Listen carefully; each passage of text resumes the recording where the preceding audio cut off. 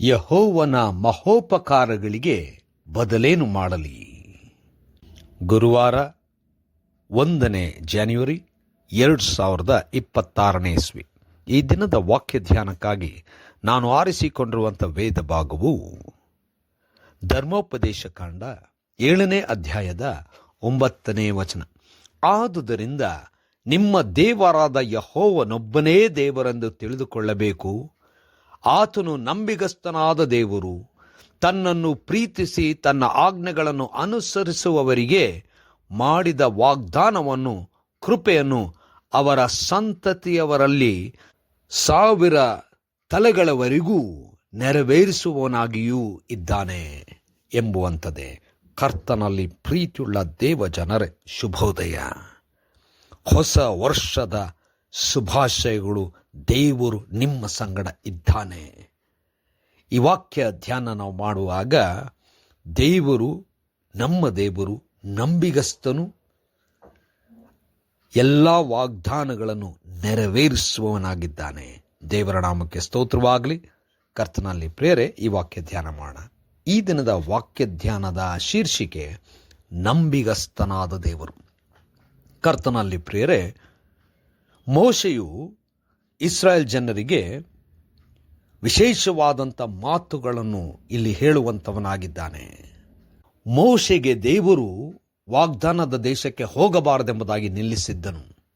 ಅದಕ್ಕೆ ಮೋಶೆಯು ಈ ಜನರಿಗೆ ವಿಶೇಷವಾದಂಥ ಸಂಗತಿಗಳನ್ನು ತಿಳಿಸ್ತಾ ಇದ್ದಾನೆ.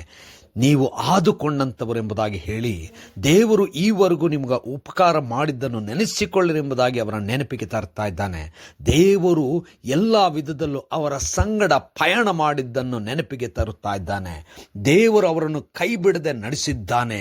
ಮುಂದೆ ಅದ್ಭುತಕರವಾಗಿ ದೇವರು ಮಾಡಿದಂಥ ವಾಗ್ದಾನದಂತೆ, ಅಂದರೆ ಅಬ್ರಹಾಮನಿಗೆ ಮಾಡಿದಂಥ ವಾಗ್ದಾನ, ಕಾನಾನ್ ದೇಶ ಅವರಿಗೆ ಕೊಡುತ್ತೇನೆಂಬುದ ವಾಗ್ದಾನವನ್ನು ದೇವರು ನೆರವೇರಿಸಲಿಕ್ಕಿರುವಂಥ ಆ ಸಂದರ್ಭದಲ್ಲಿ, ಅಂದರೆ ಅವರು ಇನ್ನೂ ಆ ದೇಶಕ್ಕೆ ಹೋಗಿಲ್ಲ, ಹೋಗುವಂಥ ಸಂದರ್ಭಕ್ಕೆ ಯಾವ ರೀತಿಯಲ್ಲಿ ದೇವರು ನಡೆಸುತ್ತಾನೆಂಬುದಾಗಿ ಅದ್ಭುತಕರವಾಗಿ ಮೋಶೆ ಹೇಳ್ತಾ ಇದ್ದಾನೆ. ಈ ವಚನದಲ್ಲಿ ಹೇಳುವಂಥದ್ದು ಏನಂದರೆ, ನಿಮ್ಮ ದೇವರು ಒಬ್ಬನೇ ದೇವರು, ಅಂದರೆ ಎಲ್ಲವನ್ನು ಮಾಡಬಲ್ಲ ದೇವರು, ಸರ್ವಶಕ್ತನಾಗಿರುವಂಥವನು, ಸೃಷ್ಟಿಕರ್ತನು, ಆ ದೇವರು ನಿಮ್ಮ ದೇವರಾಗಿದ್ದಾನೆಂಬುದಾಗಿ. ಮಾತ್ರವಲ್ಲದೆ ನಂಬಿಗಸ್ತನಾದ ದೇವರು. ದೇವರು ವಾಗ್ದಾನ ಮಾಡಿದ್ದನು, ಹಲವಾರು ವರ್ಷಗಳ ಹಿಂದೆ ಮಾಡಿದಂಥ ವಾಗ್ದಾನವನ್ನು ನೆರವೇರಿಸಲಿಕ್ಕಿದ್ದಾನೆ. ಕರ್ತನಲ್ಲಿ ಪ್ರಿಯರೇ, ನಮಗೆ ದೇವರು ವಾಗ್ದಾನ ಮಾಡಿದ್ದಾನೆ, ನಮ್ಮೊಂದಿಗೆ ಇರುತ್ತೇನೆ ಎಂಬುದಾಗಿ, ನಮ್ಮನ್ನು ಕೈ ಹಿಡಿದು ಎತ್ತುತ್ತೇನೆ ಎಂಬುದಾಗಿ, ಅನೇಕರ ಮುಂದೆ ಸಾಕ್ಷಿಯಾಗಿ ನಿಲ್ಲಿಸುತ್ತೇನೆಂಬುದಾಗಿ ವಾಗ್ದಾನ ಮಾಡಿದ್ದಾನೆ. ಆ ವಾಗ್ದಾನಗಳು ನೆರವೇರುವಂಥದ್ದಾಗಿದೆ, ನೆರವೇರುತ್ತವೆ. ಯಾಕಂದರೆ ದೇವರು ನಂಬಿಗಸ್ತನು. ಅಷ್ಟು ಮಾತ್ರವಲ್ಲ, ಆತನು ಕೃಪೆಯಿಂದ ತುಂಬಿದಂಥವನು. ಆ ಕೃಪೆಯನ್ನು ತನ್ನ ಜನರ ಸಂತತಿಯವರೆಗೂ ಅವರ ಮೇಲೆ ಸುರಿಸುವನೆಂಬುದಾಗಿ.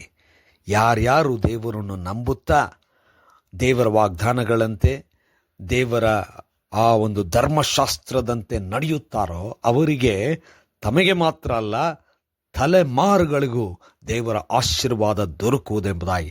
ಕರ್ತನಲ್ಲಿ ಪ್ರಿಯರೇ, ಈ ಹೊಸ ವರ್ಷಕ್ಕೆ ಹೆಜ್ಜೆ ಇಡುವಂಥ ನಾವು, ನಂಬಿಗಸ್ತನಾದ ದೇವರು ನಮಗೆ ವಾಗ್ದಾನ ಮಾಡಿದ್ದನ್ನು ನೆರವೇರಿಸುವಂಥದ್ದನ್ನು ಸ್ವೀಕರಿಸ್ತೇವೆಂಬ ನಂಬಿಕೆಯಲ್ಲಿ, ನಿರೀಕ್ಷೆಯಲ್ಲಿ ಈ ಒಂದು ವರ್ಷವನ್ನು ಪ್ರಾರಂಭ ಮಾಡೋಣ.